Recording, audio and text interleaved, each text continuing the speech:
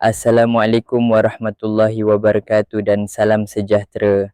Hadirin yang dihormati, pada kesempatan ini saya ingin menyampaikan satu tajuk yang sangat dekat dengan kehidupan kita seharian, iaitu badan cergas, otak cerdas.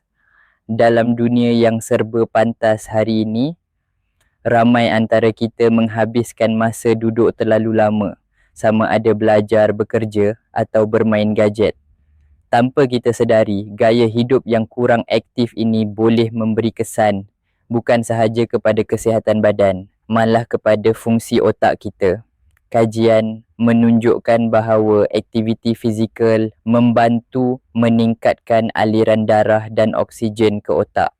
Apabila ini berlaku, keupayaan kita untuk berfikir, mengingat dan membuat keputusan menjadi lebih baik. Sebab itulah pelajar yang aktif bersukan selalunya lebih fokus di dalam kelas dan lebih bersemangat untuk belajar.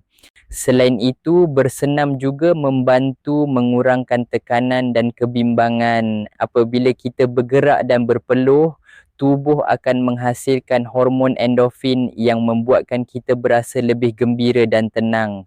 Otak yang tenang lebih mudah menerima ilmu dan berfikir secara positif. Namun, kecergasan bukan sekadar bersenam. Ia juga melibatkan pemakanan seimbang, tidur yang mencukupi dan pengurusan masa yang baik.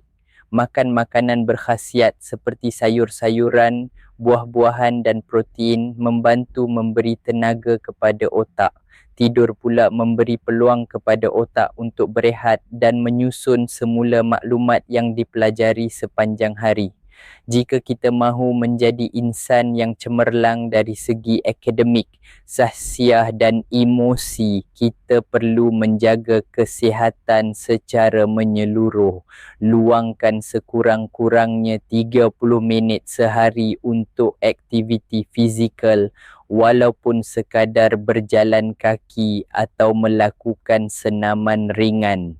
Sebagai kesimpulan, ingatlah bahawa kejayaan bukan hanya datang daripada kecerdasan minda, tetapi juga daripada tubuh badan yang sihat. Badan yang cergas akan melahirkan otak yang cerdas, seterusnya membentuk individu yang seimbang dan berkualiti. Sekian, terima kasih.